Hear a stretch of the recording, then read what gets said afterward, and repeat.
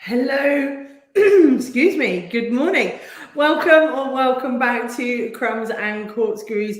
Welcome to the channel. Oh, I'm just going to get in a circle. Start again. Welcome back to Crumbs and Corkscrews. I'm Lou, I'm your dessert obsessed baker and your host for this morning's baking session.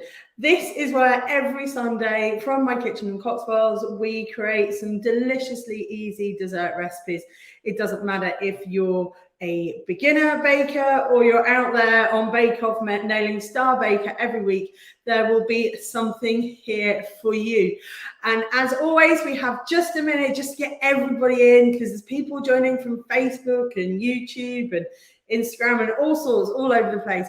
So as you can see, we've got the countdown over here. That'll be ticking down that minute and then we're going to get stuck straight in. It's great to be back. I had a couple of weeks off. We had a family holiday.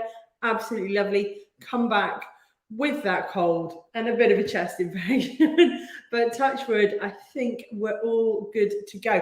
I'm hoping we've got some volume on the old microphone and I've got it in the right settings and plugged in the right place. So if you're getting no sound, please just give me a shout and let me know.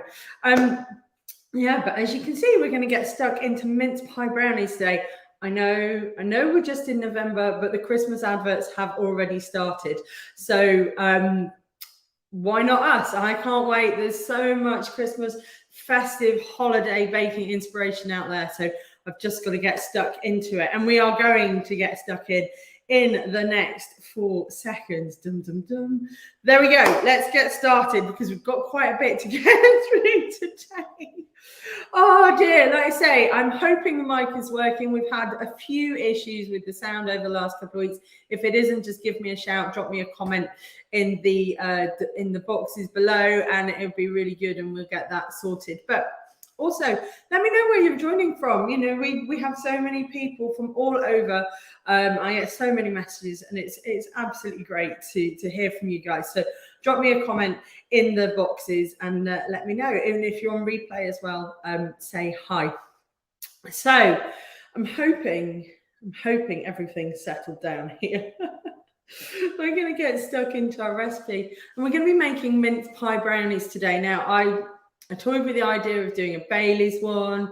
Also, I know that Sharon had suggested mint matchmakers, of which I have one box in the cupboard. I think we might be doing that in a couple of weeks' time as well. I just need to get some more because they don't last very long around me. But today we're doing mince pie brownies. Now, we're going to make some really thick, fudgy, perfectly chocolate brownies, and they're going to have this beautiful layer of short crust pastry on the bottom. You're filled with a mincemeat, and actually we're going to be making using my homemade mincemeat, and the recipe for that is also on the site, and I'll link to that below at the end. And then we'll be popping on top of that, once it's all cooled down, a really nice smooth brandy buttercream, because what's mince pie without brandy butter? So that's what we're going for today. This is going to make you about 12 to 16 really thick, fudgy brownie pieces, or you can make them smaller if you want a slightly smaller portion. So ingredients wise, don't panic, it looks a lot. We're going to be making our short crust pastry, but you can actually just use pre-made shop bought pastry, just roll it out and pop it in the tin. Excuse me. If that's what you prefer, you don't want to get involved in making pastry, that's perfectly fine as a cheat here. We're all about delicious and we're all about easy. So if you want to use a pre-made pastry, go for it. But short crust pastry, a sweet short crust pastry, it's a bit of a mouthful, is this one of the most simplest and easiest to make, and it's just using some very simple ingredients. So we're going to be using a plain flour. We're also going to be using some unsalted butter, and that's important that it's cold, so that's in the fridge at the moment. We're also going to be using a touch of icing sugar just to make it sweet. If it was just a regular short crust for a pie or something, we wouldn't be adding the sugar in, but we're using icing sugar to sweeten it up, and also an egg yolk which I've beat up here.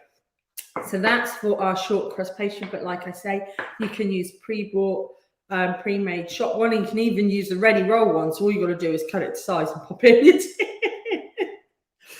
For the brownies then, we're going to be using unsalted butter again.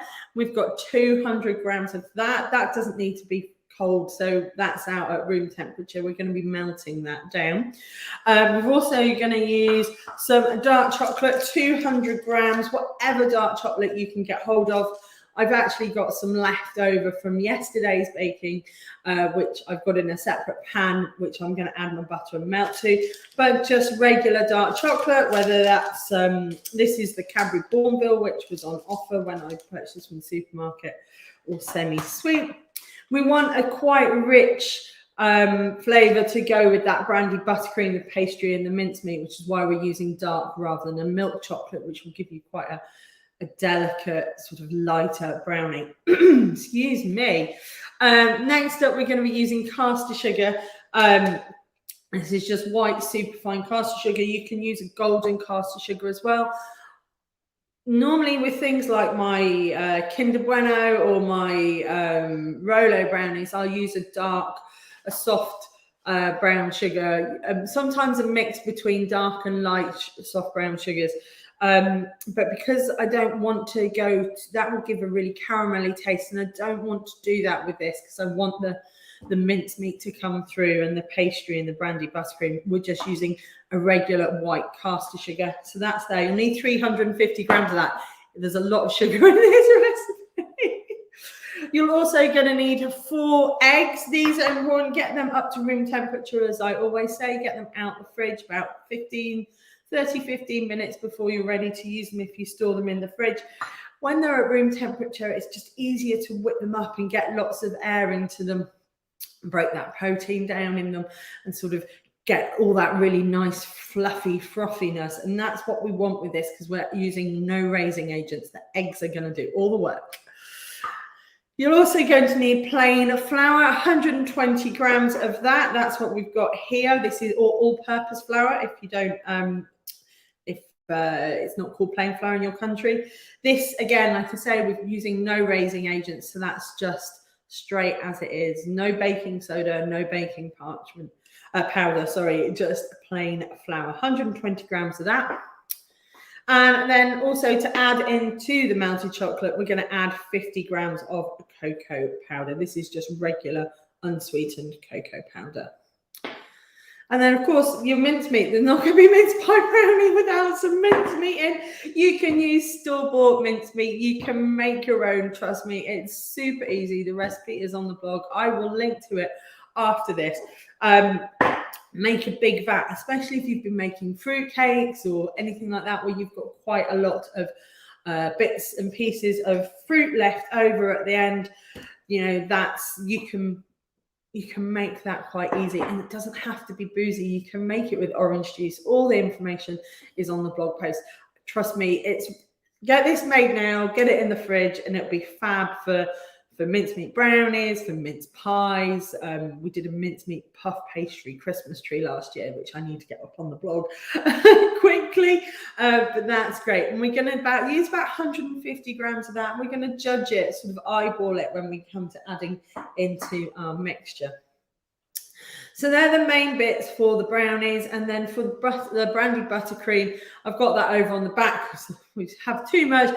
You're just going to, again, need a little bit of unsalted butter, 150 grams, double that of icing sugar or powdered sugar or confectioner's sugar, whatever it's called in your country. So that's 300 grams. And then a nice glug of brandy, and we're going to be using just a regular brandy, 75 mils of that. We'll judge how much we put in when we mix it. We might use a little less depending on the consistency. If you don't want to add brandy to this, what goes really, really well with it is like a really delicate orange buttercream. So you could use an orange extract or something like that. Excuse me. So there is options, but obviously we're doing brandy buttercream because brandy butter is traditional with our mince pies. Right, we've got a lot to get through. I'm just going to whiz through the equipment really quickly because you don't really need a lot of equipment. You're going to need a mixing bowl. You're going to need a rolling pin. You're going to need some form of mixer. We're going to be using a hand mixer for our brownies and the stand mixer for the buttercream, just because I've got them here. But you can do this whole thing with a hand mixer, a couple of rubber spatulas, some grease-proof paper, and most importantly is our tin. Now, you can do this in a rectangle brownie tin if you want to, but I prefer to do it in a 9-inch square cake tin, which I've already got pre-lined. And that will just give us a nice amount of brownies, but also a nice thickness in there as well. Some piping bags if you want to pipe your buttercream at the end and make it all pretty, or you can just slather it on with a palette knife, and that's probably what I'm going to end up doing. But that's our equipment. Like I say, where we've got all these ingredients, our equipment on the other hand is a little less, and actually you've probably got most of that in the cupboard. Right, we're going to get cracking because we've got quite a bit to get through. Let's just quickly get that back to there for you. I'm just gonna, this cough has been absolutely wiped me. Right, so we're gonna start off with making our pastry first. So what you're gonna need is you're gonna need a rolling pin, a bowl to make it in here, and some grease-proof paper because we're going to roll it between it. But ultimately, the pastry is one of the simplest. You hear me going in the fridge, and I'll take you with the fridge that you can make. So we're just going to pop this all into a bowl. So this is our icing sugar. That's our plain or all-purpose flour. We're going to keep that to the side. This is our icing sugar for the sweetness. And then our cold butter. This is cubed. This one's a big cube, but it wants to be cold. We'll talk about that in a minute when we rub in. And our egg yolk, which I've beaten. So what we're going to do, we do pastry the other week. We did something and I was rubbing in the other week. I can't remember. It feels a while ago, but you're just going to rub in with your fingers to get that all. It sort of forms like a bread crummy sandy texture. I'm trying to remember what I made the other week now. We rubbed things. Oh, I can't remember. It feels like so long ago.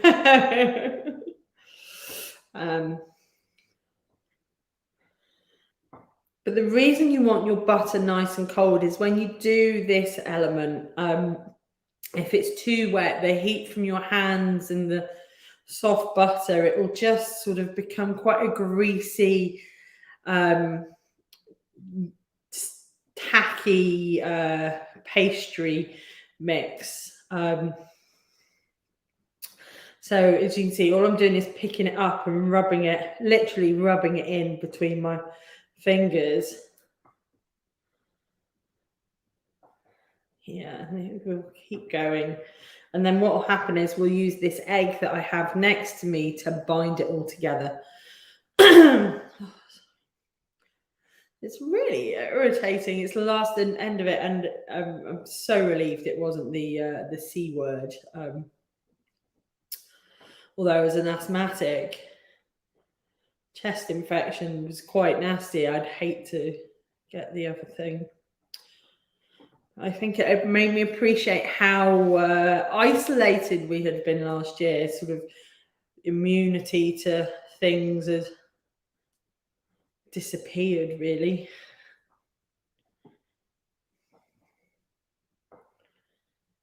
So we're just rubbing in, and we're trying to get rid of all those big clumps of the butter, the fat there, because when you then bake the pastry, you'll get clumps of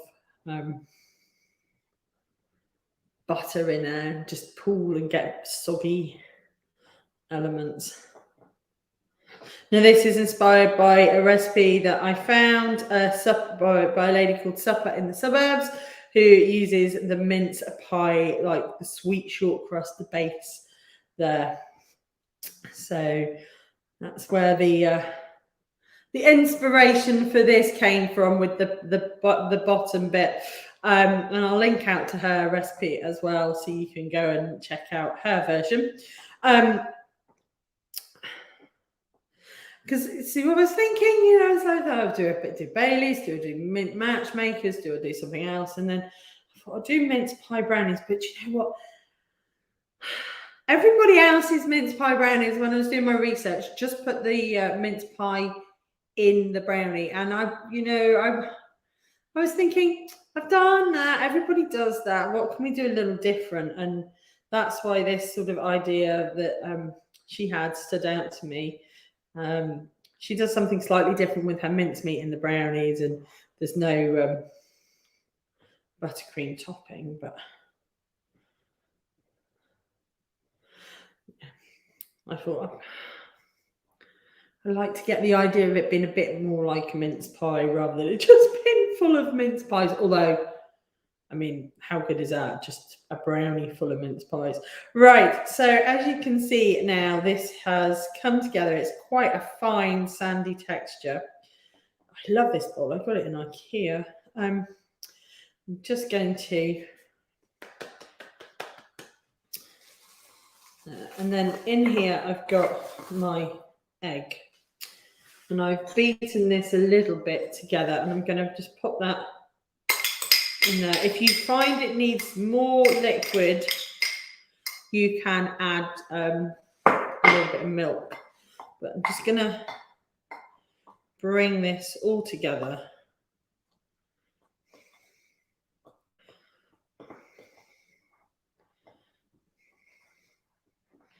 And what we're going to do is make our pastry. Might need a little bit of milk.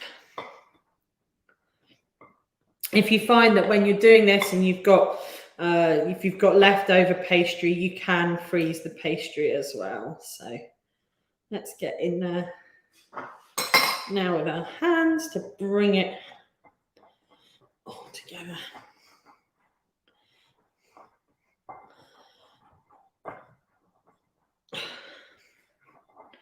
I think we might be all right. I don't want to get it too wet, because what we don't want when we bake this layer is to end up with a soggy bottom. They were doing pastry, weren't they, the other day on pastry week whilst we're away on Bake Off. And got me thinking yesterday, it was horrible and dark and yucky here in the Cotswolds. So I thought, I'll do a little bit of baking, like just normal baking, and try something. So I baked choux buns, and choux is my pastry nemesis. It's me and choux do not have a happy relationship, but if you've seen the stories on Facebook or on Instagram, you'll see they worked. They might have come out a bit big and a bit touch over, but we're going to be doing choux buns in the next week or so. I was going to do it next week, and I've just remembered it's Remembrance Sunday, so maybe we won't do it then. Right, so this is our short crust pastry. I'm just going to pop that in there and get rid of those bits. And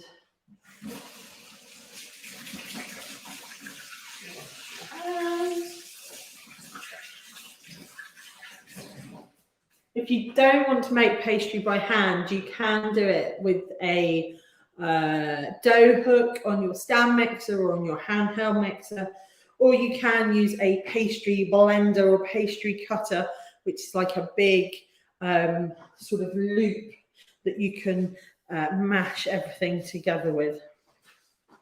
So this is our pastry then. We are going to now preheat our oven because we're going to get this in straight away. So we want to preheat our oven to 180 degrees C, which is 350 Fahrenheit. Hopefully it's going to play the game with us today. Yes. Let's go.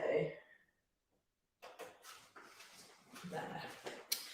And in the meantime, we're going to get the rest of our pastry sorted. So, like I say, we're doing this in a square cake pan. This is a 9-inch one, and I've already lined this with a baking parchment.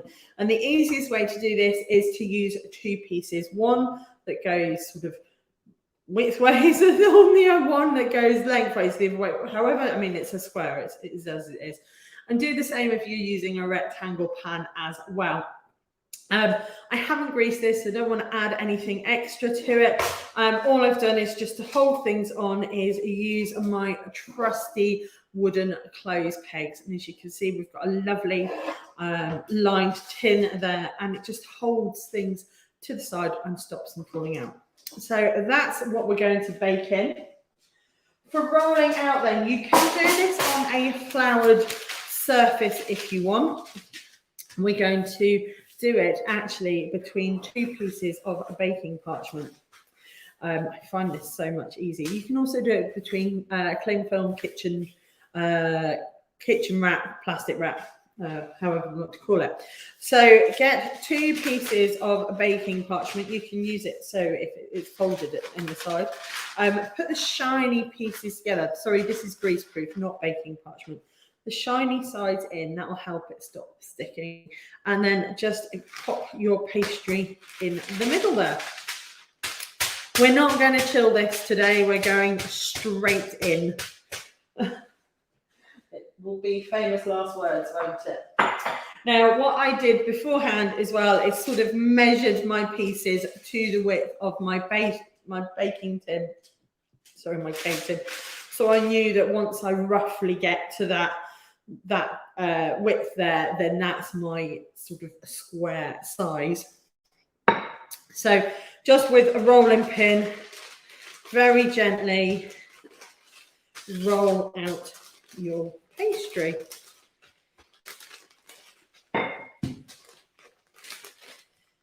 Like, this is not like doing a pie or anything, so we're not too fussed. This is a lovely layer of short crust pastry. Be nice and crumbly, just like a mince pie is. Come on. And I'm not applying much pressure at all. I am going to have to start bringing it this way though, because it's going to fall out the sides. It's my left-handedness, this is. You want it about 0.5 centimetre, 5 millimetres thick. So give it a good roll.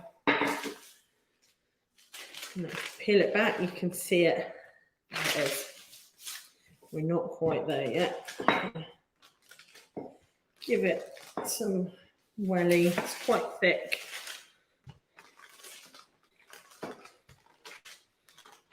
There it is. And this is the same pastry that you can use if you want to make mince pies. My granny's mince pie recipe is on the blog.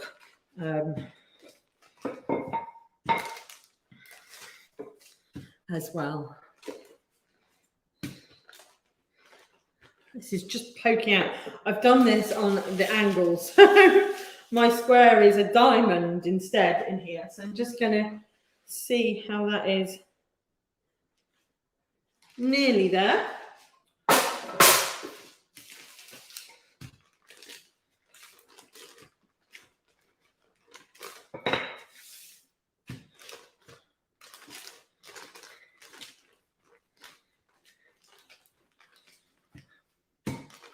It's a sunny day again here. It's been absolutely horrible and weather-wise, but it's lovely and sunny again.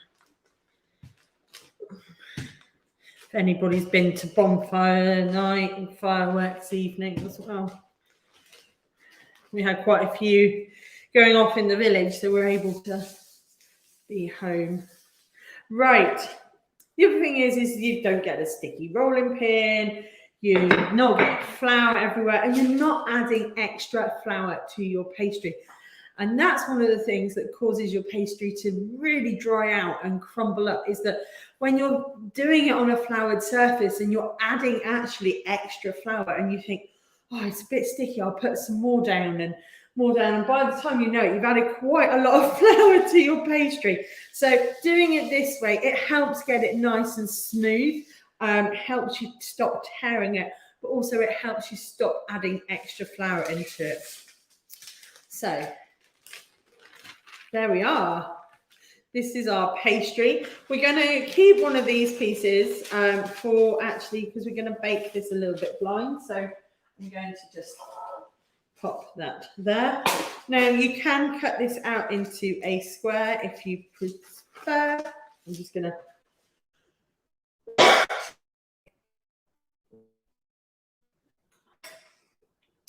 But I'm just going to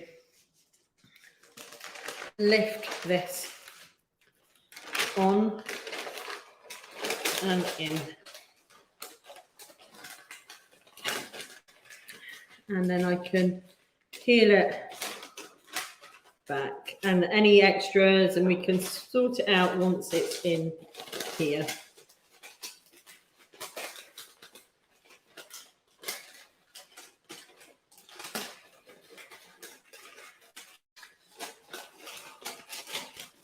And that's also doing it like this when you're making pies and stuff. It just makes it so much easier to handle. I mean, especially if you, like me, and you're old school, you'd lift it onto your rolling pin and all this, that, and the other. So I can use that for rolling out another time. So in here then, I've got my pastry, and it's in places it's a little bit high. So, and then I've got a corner missing. So I'm just going to go around with a sharp knife and just tidy it up.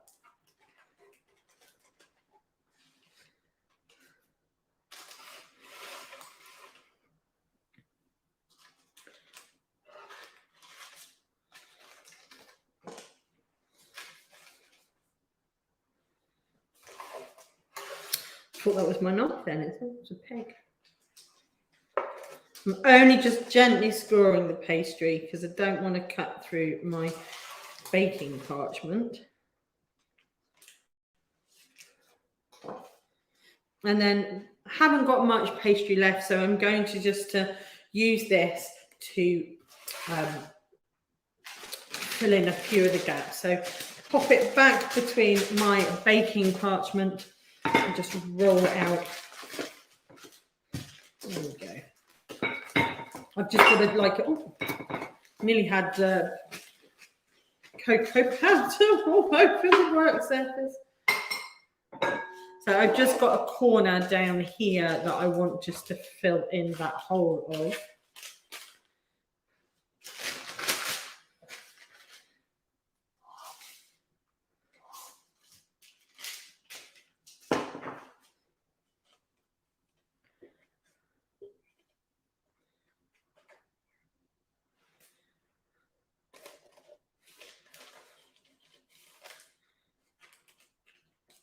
There's our 30 minutes, 2 seconds.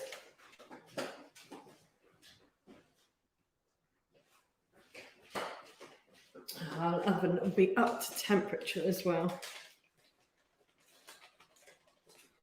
So I'm just filling in some of the gaps, just where it wasn't quite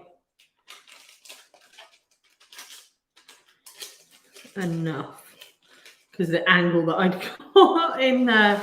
So got a little bit of pastry left over. Actually, there's not a lot of pastry, so I think I'm going to pop that in there. But as you can see, that's our pastry level of our mince pie tart, and I'm just going to cut this into strips and just line one of the edges a bit more with that. There we are. Because the others seem to be a little thicker in places, but that's all right. We're going to be putting brownie on top of it. So then, just don't want to waste that little bit. That's all going to cook out really nicely. So to go then, this is going to go into the oven. I'm just going to give it a little prick. Just a little one. All over.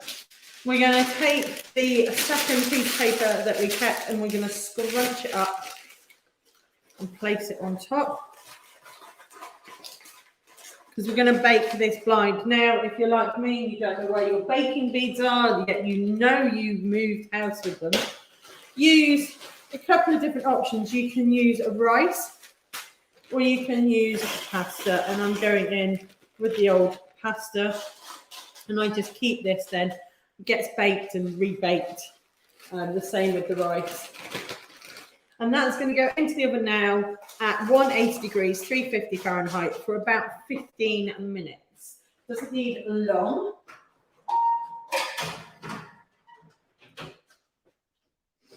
So, cook time. Let's go. We're going to go part. We're going to go 12 minutes. So, in 12 minutes, that's going to go pink. So, that's our pastry layering. Like I say, you can use store-bought pastry if you prefer, and it'll be a lot quicker, but we've made our own sweet short crust pastry. Next, we're going to crack on to our brownies. And as always, these are super, super, super simple. Let's just pop the ingredients back up here for our brownies so we can remind ourselves what they are just as I get things together.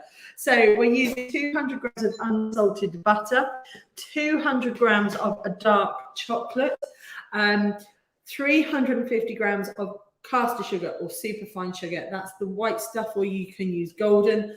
Sometimes with brownies, I'd use a brown, soft brown sugar, but we don't want that caramelly flavour this time. So we're using white sugar. 4 medium eggs. These are at room temperature for us to whisk everything together. Get lots of nice air into it. 120 grams of plain or all-purpose flour. No raising agents in this. The eggs are going to do all the work. 50 grams of cocoa powder, unsweetened. And of course, our homemade mincemeat, or you can buy store-owned ready-made mincemeat. It's up to you. This is really quick. I really recommend doing that one. Oh, excuse me. Right. So whilst that's in there baking, we're going to jump in. Now, like I say, I'm using Bourneville chocolate, whatever dark chocolate you can get. I prefer to use chocolate rather than cooking chocolate. It gives a nice flavour to it.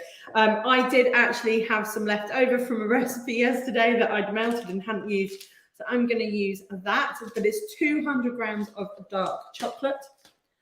Into there, I'm going to add then my butter, 200 grams of butter. And we're just going to pop this over a pan of simmering water as a double boiler to melt everything together. So that's there melting.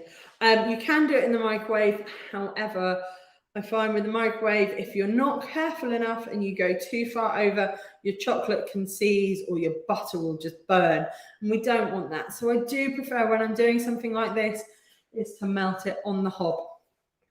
So that's just a pan with about 1 inch of water in it, just on a low to medium heat, simmering off with the pan over the top, and the heat from that will melt everything. And it will melt it really nice and gently, so we're not going to overheat it. We'll take it to a point where the butter is melted, but the chocolate is almost there, and then we'll take it off the heat, and the remaining heat from what's already melted in the pan will finish off the rest of the chocolate. Gives us a really controlled way of melting our chocolate without sort of resorting to temperature gauges and things like that. So then, in the meantime, whilst that's melting and that's baking, we're going to whisk up our sugar and our eggs. So straight in there with 300 grams of caster sugar. And then I'm going to bring one of these back for our eggs. We're going to pop in 4 medium eggs. Like I say, these are room temperature eggs are so much better for cooking, baking, We're not having to bring them up to the same temperature as the rest of our ingredients when we put them in the oven. So, you know, we've got a head start. Everything's doing the chemistry properly. Also, when they're at room temperature, it's easier to whisk them up. They get more thick, more frothy. The protein in the just helps break down and stretches out more, which gives us that really light, whipped, sort of lovely texture rather than it being quite dense and heavy. So let's just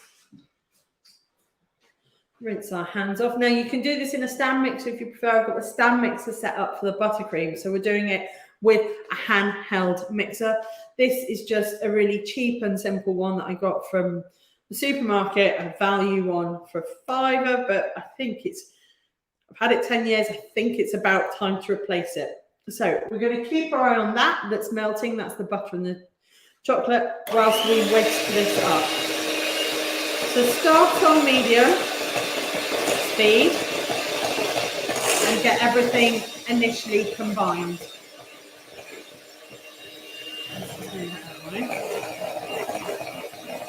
And then start. You want this really thick and frothy.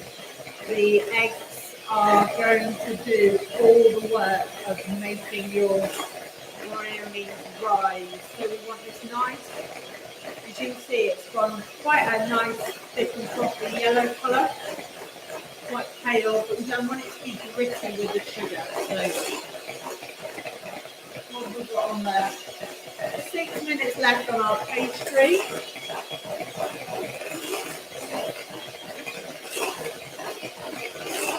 I'm just going to go for this for the moment. Sorry guys, this is the noisy bit. Moved my laptop as well today, so it's straight underneath my camera because my stepdad was going, "You looking up over there." So I'm hoping this is better. I'm just going to flip that round. You see it's nice, it's tripled in size almost. Slice of custard.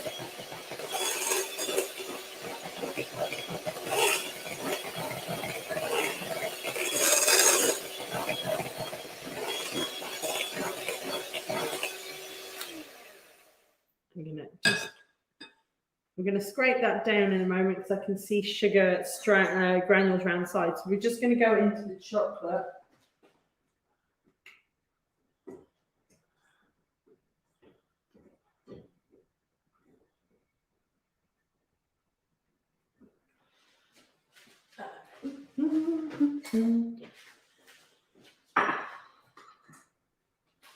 So that's starting to melt. So that's really cool.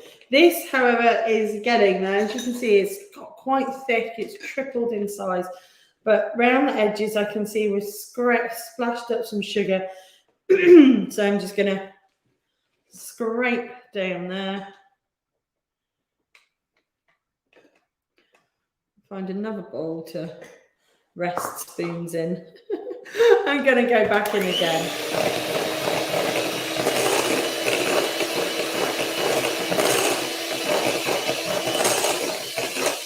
So if you're doing this, it's about 3 to 4 minutes you want to whisk it for. As I say, if you're doing it with stand mixer, you can just set this off and do other things. And just leave it going.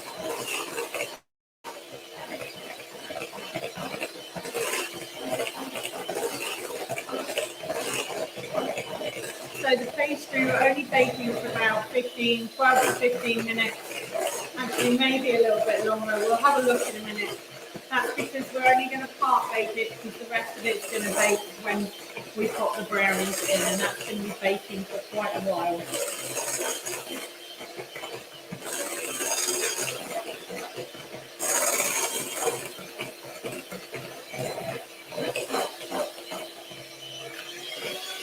Just wet it on to try not really high for about a minute.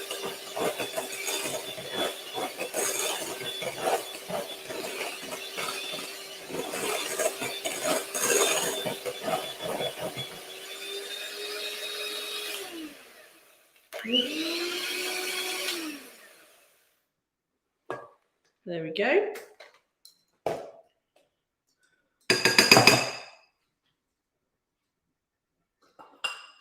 Let's have a look at this. I can hear that going, so I'm just gonna.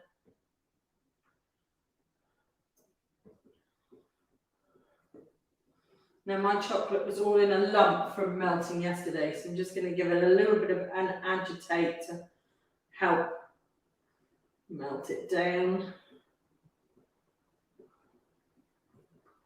That's coming together. Butter's still not all melted, but it's getting there. It's getting there. There we are. So whilst that finishes off melting, this is ready, sort of a nice and thick and frothy mixture. What we're going to do next is we just need to get that sort of melted, and then we're going to put the chocolate mixed into here first, and then we add the dry ingredients at the end. We do want that to be a little cooler because we don't want to scramble or cook our eggs when we add in.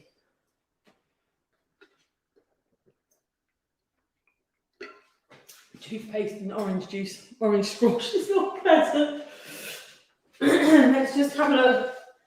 Of course, we can't really see much because we've got our baking beads, our baking pasta on the top there as well. So this is we're sort of just in a limbo moment, just a little limbo moment. So we'll be coming back in a moment. So if you want to go and grab a coffee or a quick bio break, as they say now, if you're all on Zoom and doing things with work, it's a bio break. Go and grab one now, and we'll be back in a minute just when we get this chocolate and the butter sorted. I'm just going to keep checking that out. We've got a minute and 10. I'm actually going to give that, just going to add, so I put that one for 12, so I want 15, so I'm just going to pop that back up to 4. Let's take, there we go. We're nearly there on that.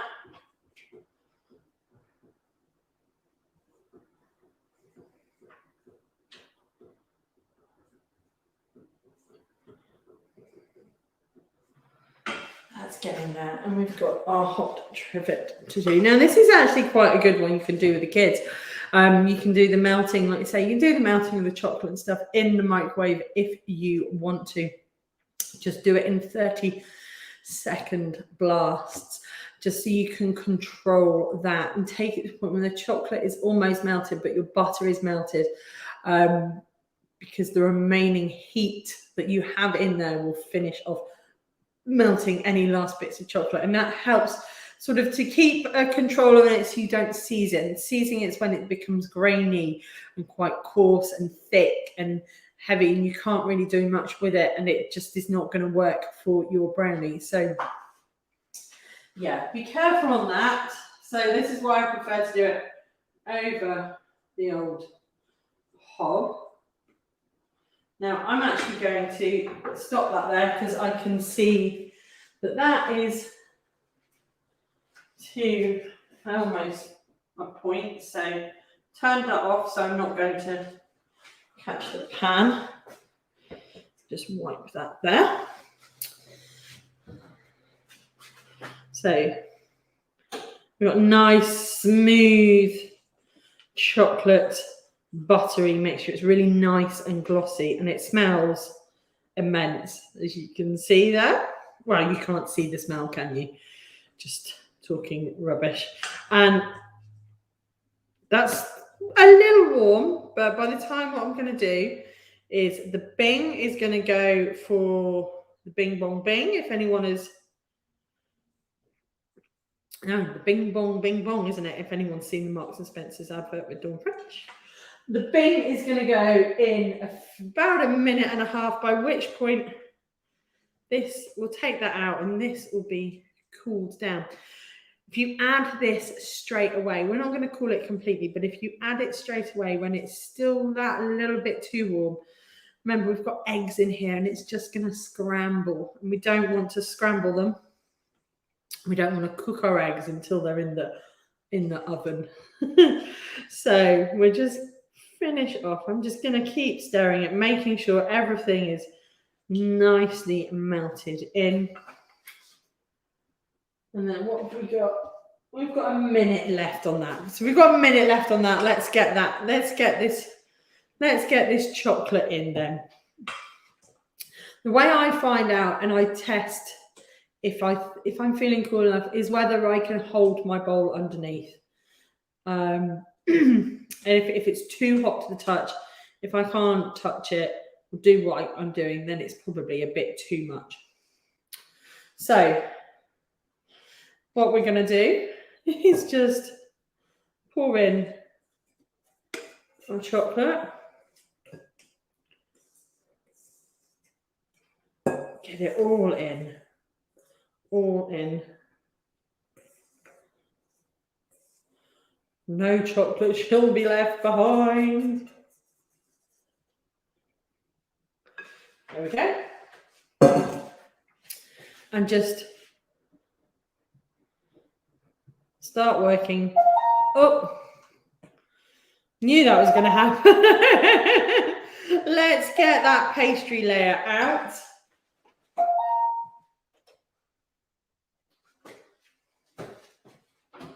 Smells really sweet. It smells perfect, actually. We're going to leave the oven on because we're going to need it. I'm just going to bring this over here for you guys to see. Lift our baking beans out. I'm just going to pop them in that bowl. Just going to use that they can cool down. So this then is baked blind. It's a nice pale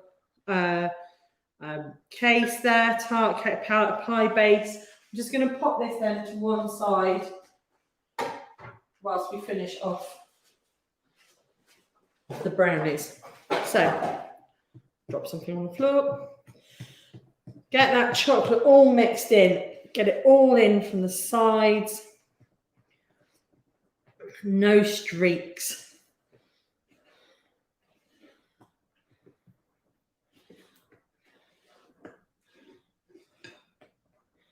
There we go. It's like a thick chocolate custard. Smells so good. We're not finished yet though. Let's just move that away. And then, I don't need those. I had these. There we go. Typical. So then we have to add our flour and our cocoa powder. You can sift these together if you want to. Actually, I think I won't do that today.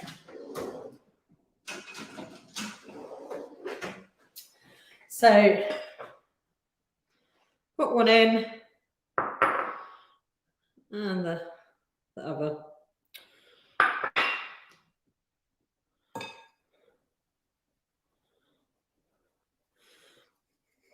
You don't have to if you don't want to. I remember when I spooned out my cocoa powder this morning, I had a few lumps in there that I just want to make sure I wasn't transferring into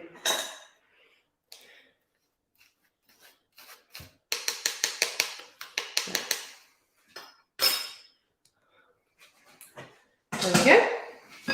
And then just gently fold everything together.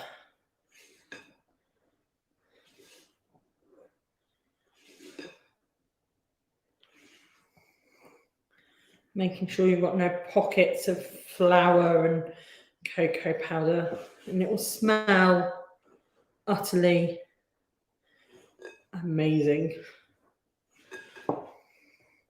Be careful when you're doing this. Don't go at it too heavy-handed because we've got all that lovely air and oomph in our eggs when we were whisking them up, and we don't want to lose that. So gently fold in from the bottom.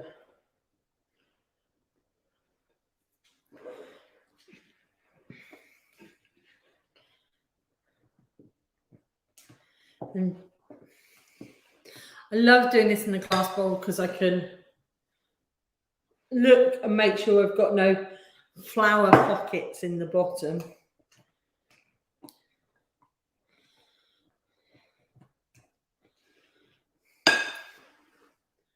There we go. Right.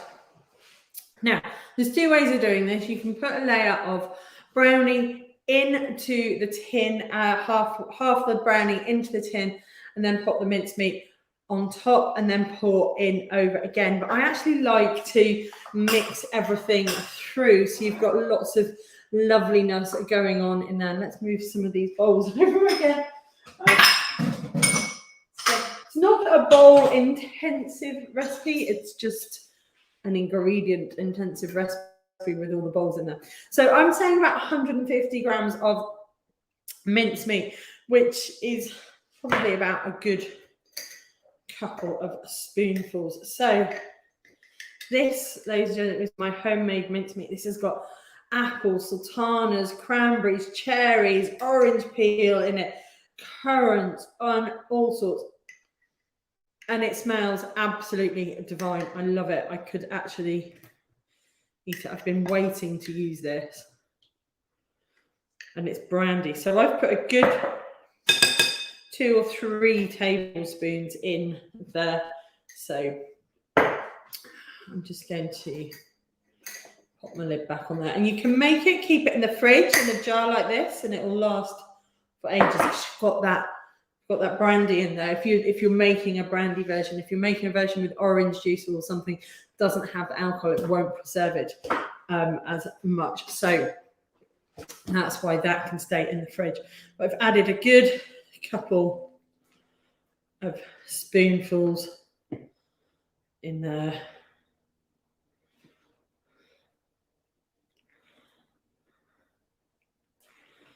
Might actually add, I think I might add another one.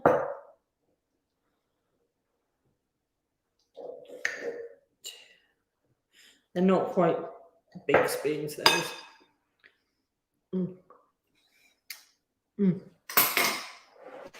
It's just so good. I used to never like mincemeat. I used to really not like it at all, but since I've been making my own, my granny used to make hundreds of mince pies for our school Christmas event. So mincemeat, mince pie smell has always got a reminiscence for me. So we still have our oven at 180 degrees. Perfect.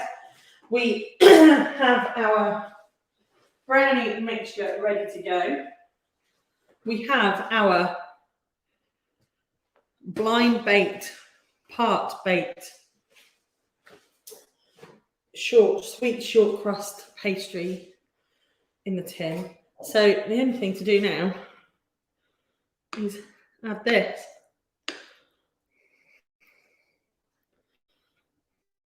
Oh, look at it. Just look at, I'm trying not to get chocolate everywhere.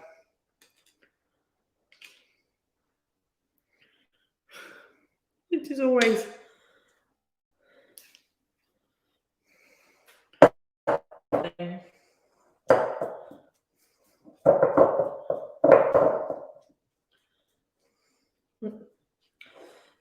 I have to get the cloth. You've got chocolate.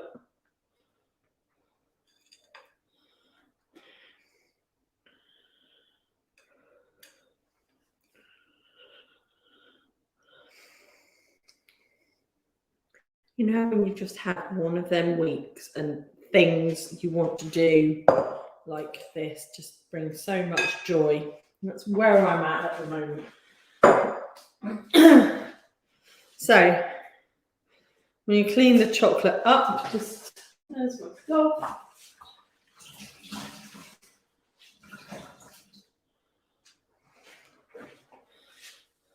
Before I put my hand in it and I transfer it everywhere.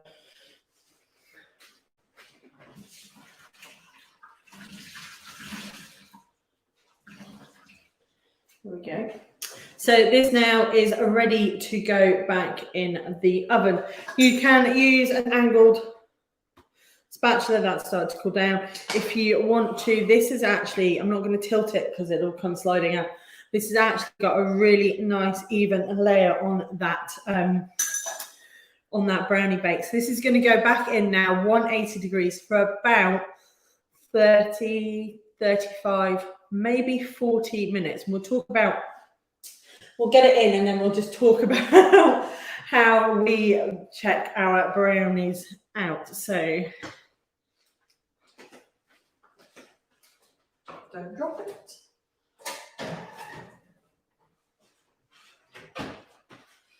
I'm going to put this on then. We're going to start at 30 minutes.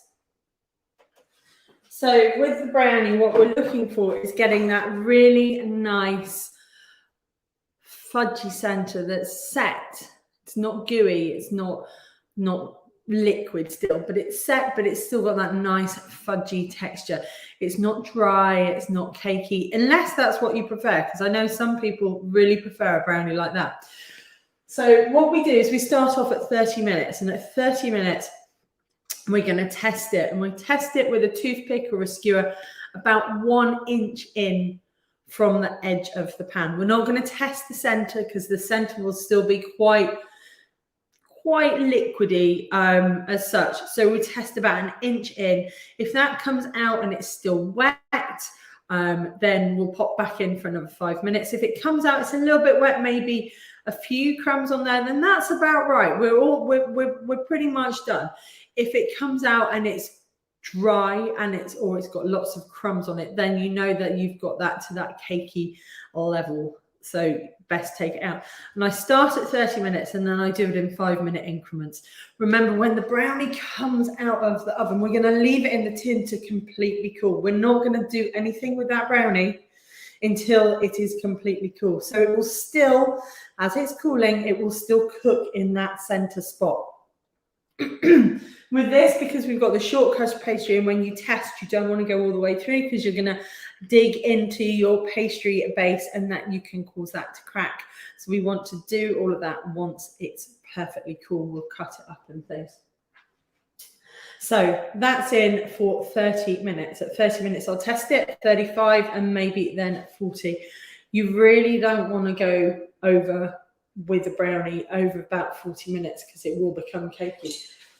Again, also, it does depend on the depth of your brownie. Now, that's quite a deep one, so it might take the full 40 minutes, but we're going to check it out when we get there. So, lastly, then, we've done our short crust pastry, we've done our brownie. The last bit that we're going to do is make our brandy buttercream, and we're going to do this really quickly, and I'm going to get it all ready, so when that is cool and it's ready to ice, I can whack it straight on. But you don't have to do this bit now. You can do this whenever you're ready to do it. You also don't have to do it. You know, you could just dust it with a little icing sugar, serve it with brandy butter itself or some cream or some ice cream. But we're going to make a very quick and easy brandy butter using brandy buttercream, using my buttercream recipe that you guys know I use all the time. I'm just going to move some more of these bits and pieces, unplug the hand mixer because I've got this, excuse me, this tail end of this cold and chest infection. There's our 30 minutes.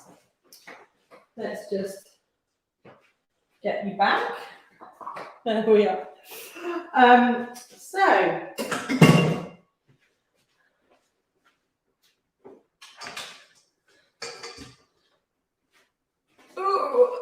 we go.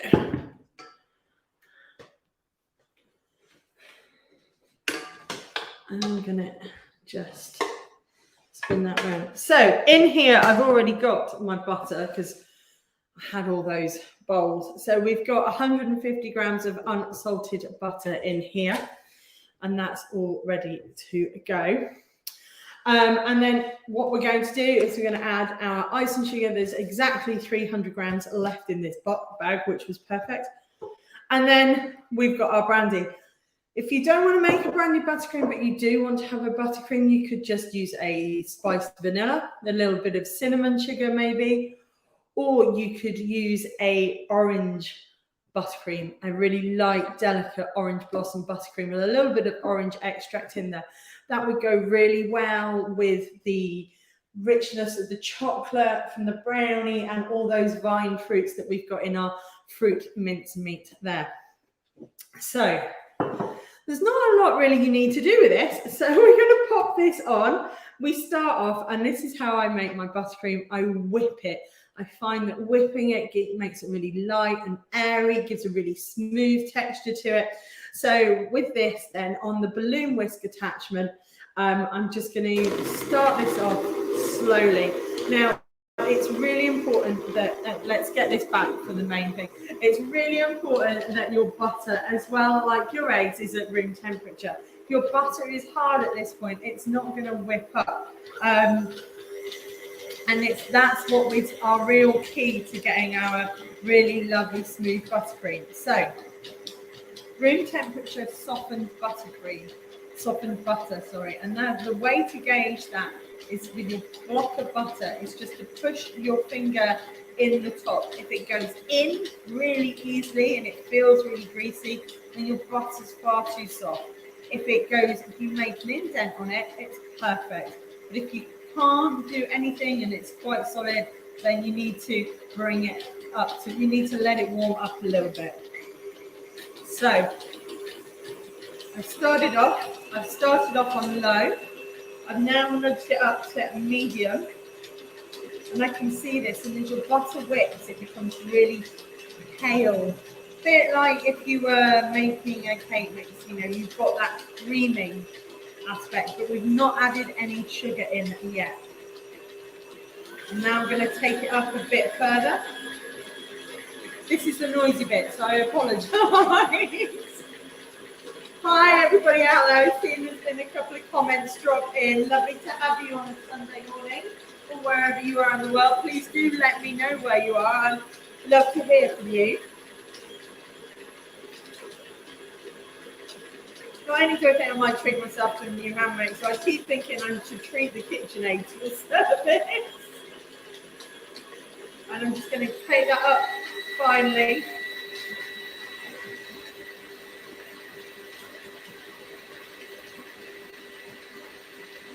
And we're gonna stop it in a minute and give it a scrape down, and I can show you what the butter looks like. So we're not churning or anything, we're just whipping it so it's nice and light, and it makes it easier for us to add the powdered sugar or the icing sugar then without it becoming a solid lump. I'm so excited to see those brownies. I can just see it in the top peering in. So this is what our butter looks like. It should become really nice and soft. Now it's cold here again. We're now into autumn, so you might find this takes a little bit longer if you're doing it in the UK. But it should be nice and easy and to manipulate. So let's just take that off. That's nearly there. I think I'll just give it another minute. Because whilst it's also doing it, a bit like our eggs, it's incorporating air into it, which gives us that really nice light butter cream frosting that we're looking for, not a stodgy one. So let's just take it up finally.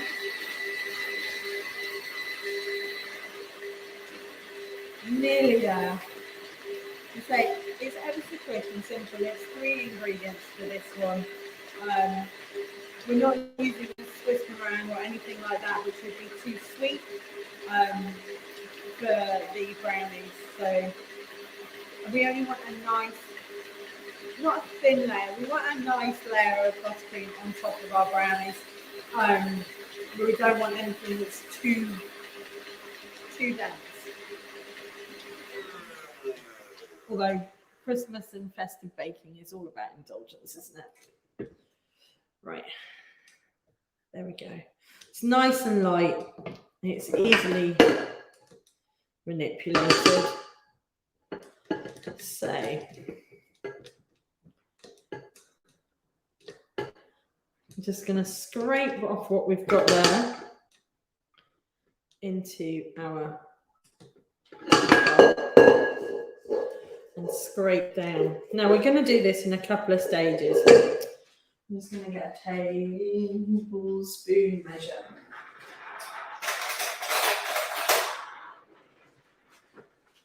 And the reason we're going to do it in several sections is if I dump this 300 grams of icing sugar in here and then just put it straight on the mixer, the whole thing is just going to go everywhere. We're going to have a big icing sugar cloud, and it's not very nice, and it gets in your hair and your eyes, and you're tasting it for weeks.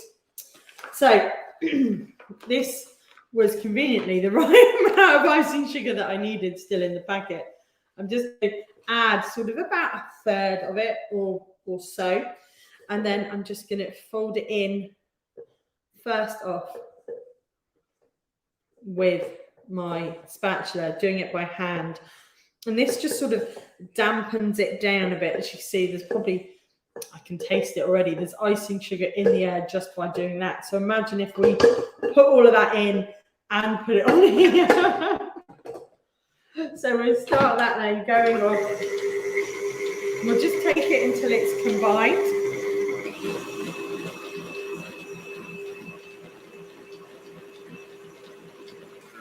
There we go.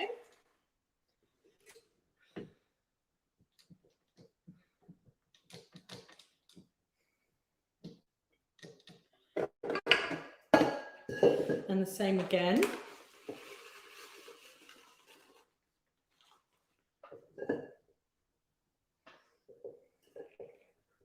I like this as well because it means that you can make sure you get all the icing sugar that sits in the bottom of the mixer. If you're doing this a handheld mixer, you want to use it on medium speed to start with, and then just blitz it on high speed for a couple of times as you're doing it. It'll make life easier for you. If you're doing it with a wooden spoon, you guys, you're the ones out there doing it. I don't recommend making buttercream by hand. I've seen a couple of recipes recently. It's just like, yeah, get it in, and get it, then beat it with a wooden spoon. It works. It totally works. It's just, I find it's not the easiest. My arms ache after a while. So let's go in. You see it's coming together, like it's nice and thick.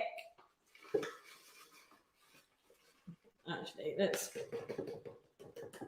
let's go with the final. And we're going to add the brandy in after this mix, because we don't want to, the risk is that if you're adding the liquid whilst you're mixing, you'll think, oh, it feels a bit stiff, it's a bit thick, and you add, and then you add more, and you add more, and it becomes too soft then. So by getting this consistency with the whip, then we can add the brandy into it afterwards. And again, a bit like melting our chocolate, have the control over it, which is the key thing.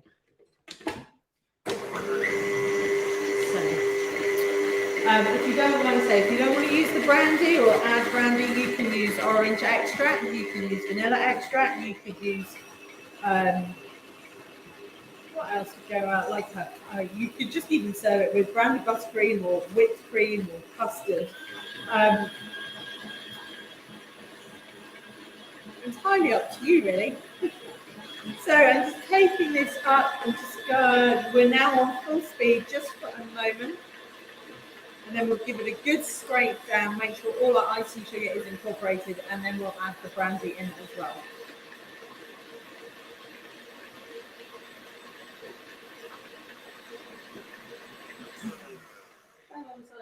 15 minutes our dries have been in there. We're not gonna, they won't be coming out whilst we're doing the live, so I will pop those as always onto a quick live on the page once they come out and we're ready for them.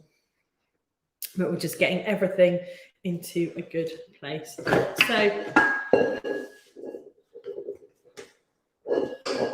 there you are. That's our buttercream. And it's smooth, it's whipped, it's easy to manipulate, but we want it just to be a little bit softer. Should we try that? Oh, it's so smooth and creamy, even though it's just butter and sugar. So, you don't have to use brandy if you don't want to. You don't have to use expensive brandy either. This was an Aldi offer yesterday, so we managed to get quite a large bottle, which will probably disappear over Christmas.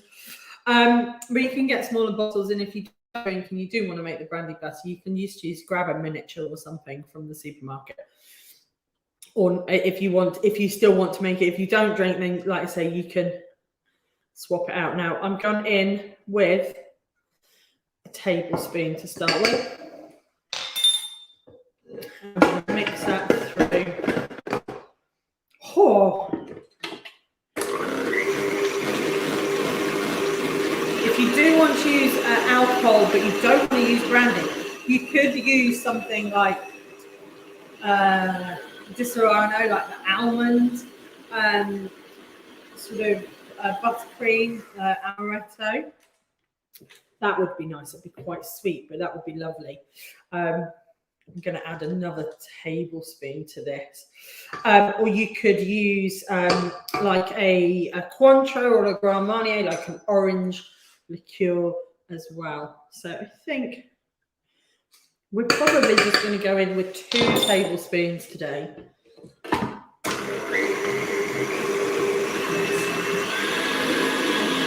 that's good. So yeah, you could use a couple of different liqueurs. There was they haven't done it this year. I don't know if they did it last year, but Aldi did a gingerbread gin liqueur, which I used in another bake, and that was immense. And you could use that as well, like something like that. You can get a Pamplemousse liqueur, which would be really nice with those spices through it. So let's take a look. That's 2 tablespoons of brandy added in.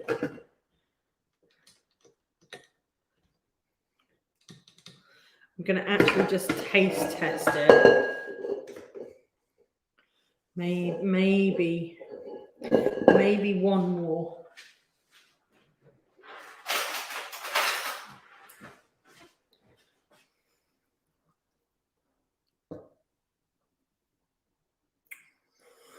That's good. Just going to put in.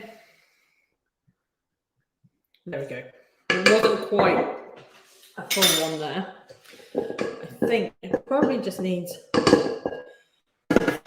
more in.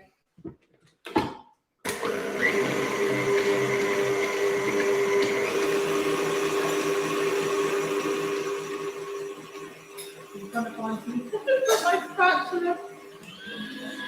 Just whip that up. Pop the lid back on that so I don't break it or spill it.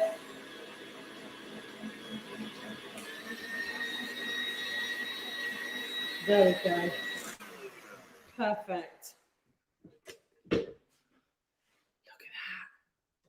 And it's so light and it's smooth and it's creamy, and that's that whipping the butter first. And I used to just put my buttercream and my butter and my icing sugar straight in at once, and I'd find that I'd be adding loads of liquid to sort of soften it up, but this way you don't need to, and it just whips it so nicely.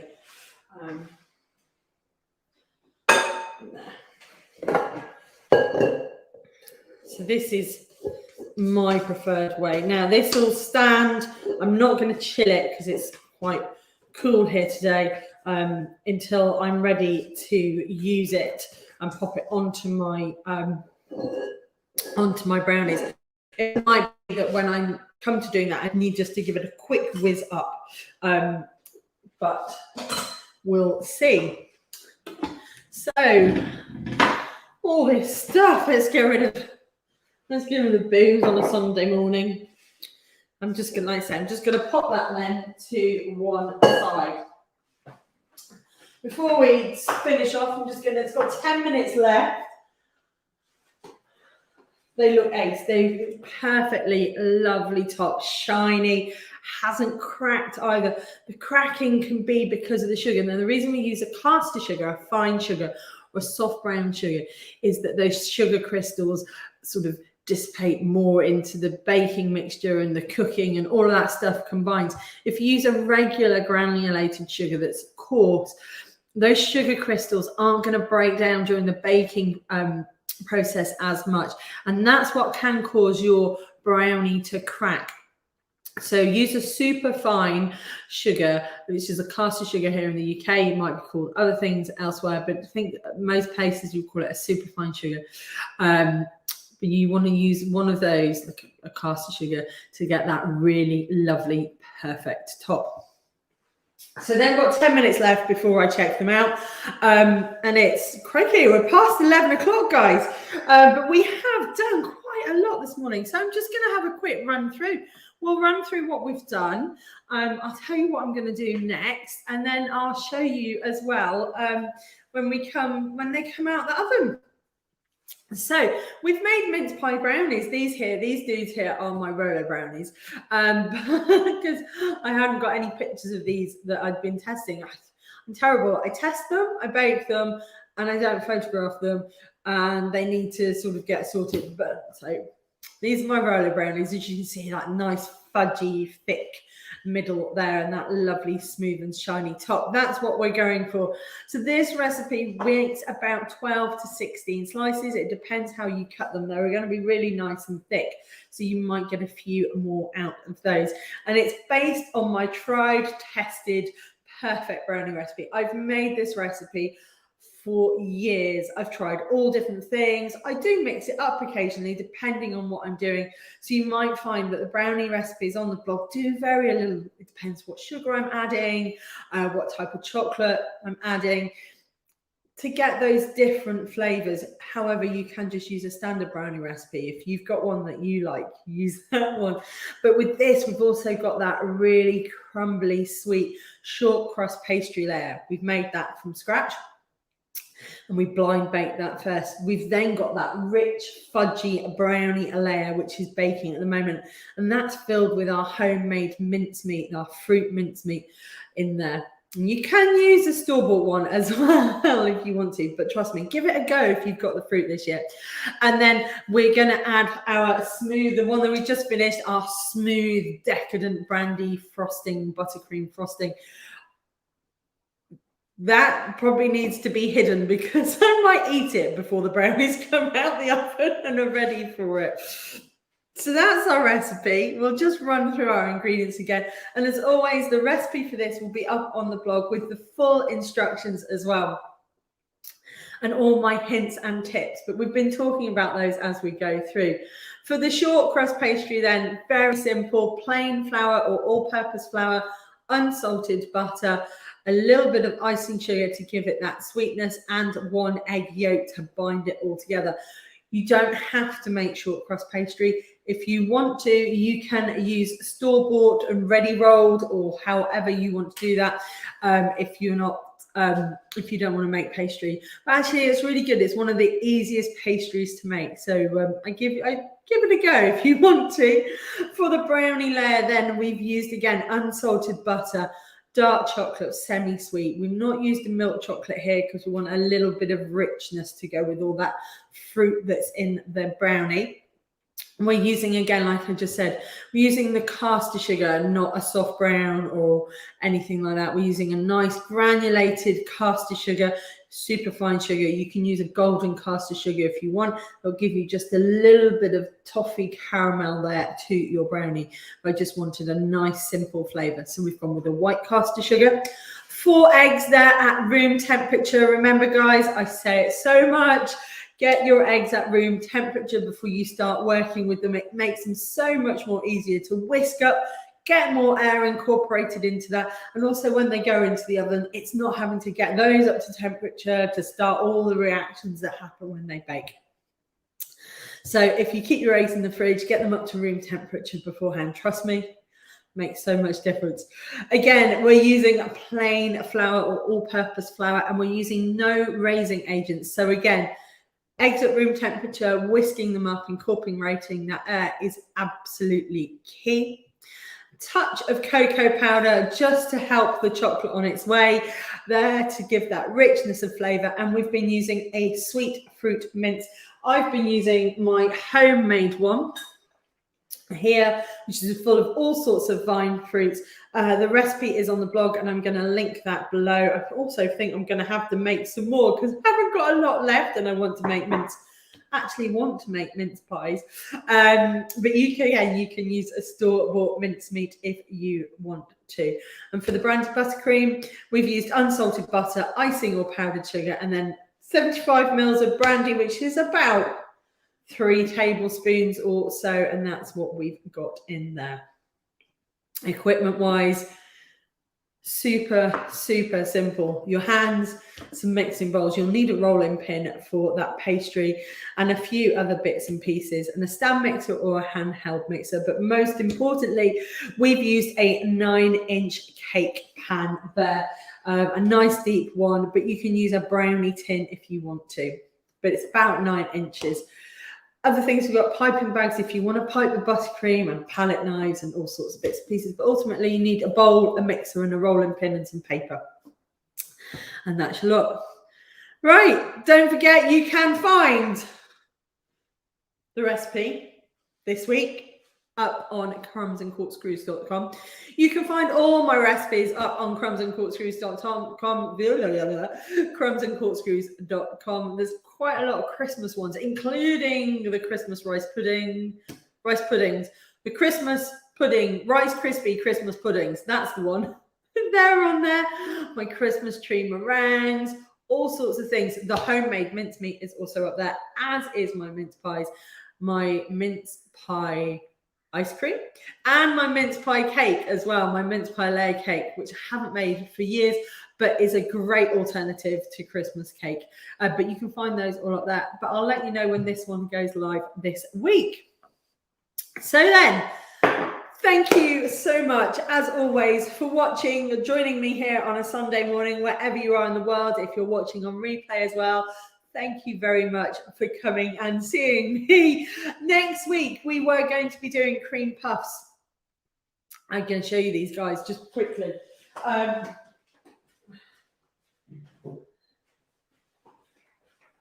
Choux Pastry and I have a love-hate relationship. And I made these. I gave them a good old go yesterday, and I've made these cream puffs. I'm going to fill these later and give them a test out. But we're going to be doing these next time, so you get that really nice choux pastry. We're going into a lot of pastry at the moment, but we'll do that next time. I was going to do it next week, but I have remembered it is Remembrance Sunday here. So out of respect, we won't be doing a kitchen live next week, but I'll let you know as soon as the next one's up. It'll probably be 2 weeks today. And once we're into December, we'll be getting back to our kitchen live shorts on a Wednesday evening as well, where we do our really quick and simple recipes. Can't believe it's 6 weeks to Christmas.